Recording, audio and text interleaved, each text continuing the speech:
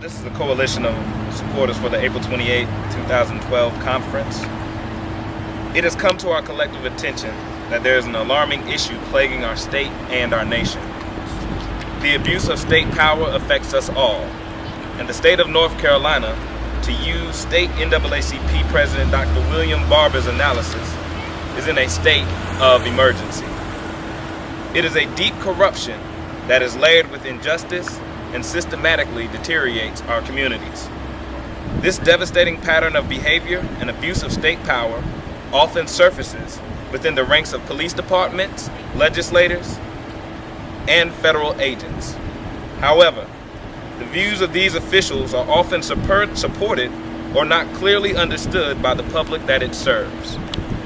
We need to directly engage these officials that continue to uphold racially motivated targeting practices within our communities. We must further engage the public so that they can clearly see the mockery of justice that is happening across this state in their name. For this reason, we invite the public to a day-long summit and discussion entitled, "Our Responsibility to Oppose the Abuse of State Power and Moving Towards a More Humane Society."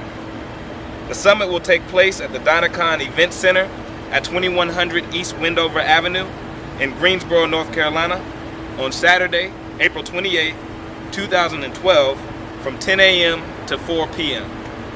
The conference is free and open to the public. Lunch will be served. When one hears the name Trayvon Martin, it is easy to locate Sanford, Florida. It is our firm belief that the most direct action that we can take to support justice in his case is to locate injustice in Greensboro, North Carolina. The reason that there's an indictment in the Martin case is because people rose up in mass protests across this country. The justice system and the Sanford Police Department would never have moved to make an arrest unless there was a collective and creative voice of a nation of people demanding justice. But we must connect the dots of the Martin case, the Troy Davis case, the countless abuses towards women and children, and every other victim of the abuse of state power to our local situation. Sir, good morning. Good morning. I am Tiffany R. Holloman, Vice President of the History Scholars Organization at North Carolina A&T, and I'm currently a senior. I come to you to dispel the myth that people of color are ignorant. I come to you to dispel the myth that all young people only care about Facebook. I've come to dispel the myth that George Zimmerman's arrest is the end of our fight. Right on. Yeah. Today, I need all people of power to be aware that we recognize the gerrymandering of the North Carolina district lines. Yes. Oh, yes. Be aware that we, as young voters, will be at the local and state polls in droves. Be aware that we know how you promoted Amendment 1 to blind the public so they don't realize that it affects more heterosexuals and their children than homosexuals. And with that being said, be afraid. Be afraid because we are no longer giving you the power. Yes. To my young people, vote because it does make a difference. Vote because otherwise the state controls your voice. Vote because the civil rights movement has passed, but the civil rights revolution is just beginning. Good morning. Good morning. Reverend Clarence Shuford, pastor of St. Philip A.M. Zion Church and president of Pulpit Forum. I'm going to speak on towards a more human and just society. We live in a divisive world, even more divisive than we thought possible. With great social movements of the past, we thought that we would find ourselves in a more harmonic world. But we find that division on many issues concerning the well-being of all people has created a move towards indifference to the plight of all citizens. Legislations are being offered and passed that do more harm than good to the lives of many citizens. The middle class appears to be suffering as jobs are becoming fewer because of the closing of businesses and the outsourcing to other countries. More and more people are joining the ranks of the poor, and we see the move on some lawmakers to cut the programs that help people who find themselves in need. We see some people in positions of authority seeking to cut budgets at the expense of the people who are in need of support. Yes. These are many of the conversations that need to be addressed in this weekend's summit. When the people become complacent and apathetic, there's a danger that the rights of all people are threatened. Right. Dr. King said, "A threat to justice anywhere is a threat to justice everywhere." It is each and everyone's responsibility to vote and be mindful of legislation that does harm to others. We must be aware of policies that are being presented that will limit the voting rights of citizens and infringe on the rights of others. For the danger is that one day your rights might be limited as well. So we are appealing the ethical principles of first, do no harm in all our actions. We should seek to do good as we address the plight of all people.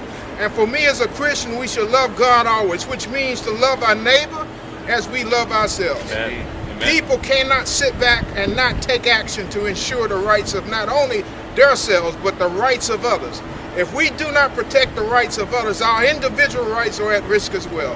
The abuse of power, be it state or individual, is a threat to the well-being of all people. That's right. Yeah. A just and humane society occurs when people seek to protect not only their rights, but the rights of others. Thank you. I'm Tim Hopkins, and I'm speaking for the October 22nd Coalition to Stop Police Brutality, Repression, and the Criminalization of a Generation, and we're one of the sponsors of this weekend conference. Right around the corner over there, back in 1960, some young people started a movement against the old Jim Crow. But next month, right over there, there's a 1,032-bed jail being about to open just 3 blocks away. And it's going to be filled with people from our community who are still being demonized, criminalized, and tossed aside. Mainly young African Americans, the largest number being young males. What's happening in Guilford County is going on all over the United States, which now has the highest incarceration rate in the entire world, with over 2.4 million people locked up, over 8 times the number incarcerated 40 years ago.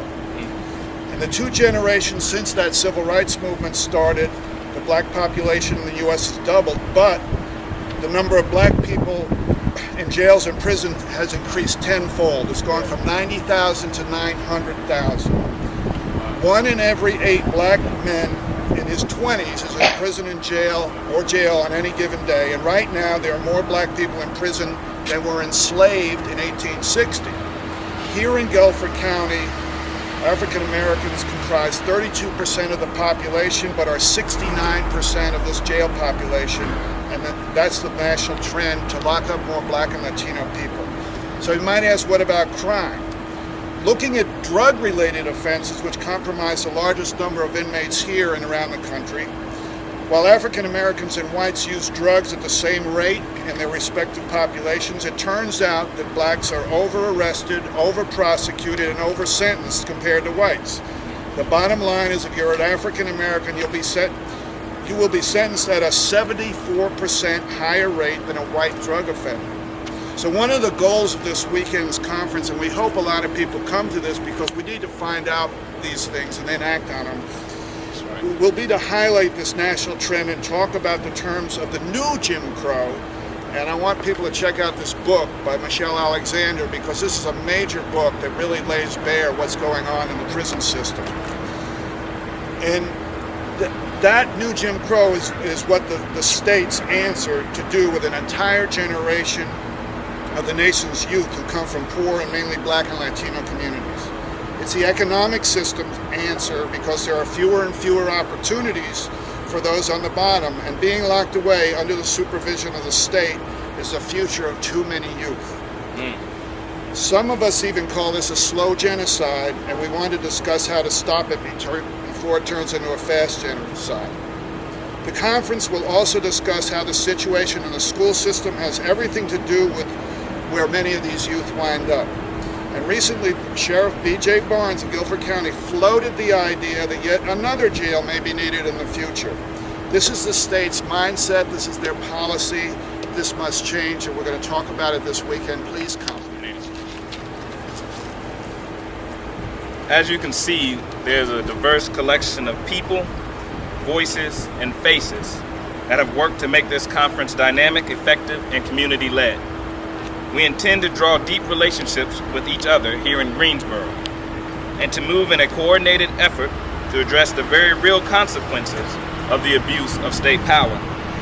The topics our conference will cover are school-to-prison pipeline, mass incarcerations, the system of fascism as it relates to the U.S., the abuse of state power in the U.S., and how can we create a more humane and just society. Flint Taylor, a Chicago rights attorney, will deliver a keynote talk to deepen our knowledge and share his experiences with the abuse of state power in Chicago. Time is of the essence, and the need is continuously urgent. Yet with a steady march, efficient planning, and connections of our hearts and our minds, we can join with others across this nation that have chosen to stand for justice, to live for mercy, and to build solidarity amongst people of different backgrounds, races, and religions. We can then join with other communities by saying that a new world is possible, and now it is necessary. This conference will encourage an intergenerational plan and apprise our communities of the need for each other in this struggle. Thank you.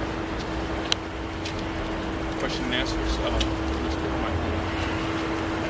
Are there any comments? I had one, but it got answered later, so I'm good. Okay. We appreciate you being here, and hopefully I guess if I could just have one piece. Say your name. My name is Lewis Pitts. I live in Greensboro, and I'm a public interest lawyer. And the lawyer that's coming from Chicago is a friend of mine. He actually tried a case with us here in Greensboro many years ago. But our theme is not reliance on the legal system. In fact, a common thread amongst our concerns is in fact the failure of rule of law. And instead what we know we need to rely on is the responsibility of individual citizens, that radical yet patriotic notion of self-government. And that's why this call is not out to the judiciary or to the law schools or to the institutions. These institutions have been complicit in these injustices. This call is to the good people of Greensboro and our state to come and talk briefly, but mainly talk about what we can and must do to resist this abuse of state power and help us build a more humane society. We welcome everybody this Saturday at 10 o'clock at the Dynacon Event Center at 2100 East Wendover. Thank you. Others may want to add comments, or we're still open to questions if you'd like to pose anything. Say the answer. Thank you. Thank you very much.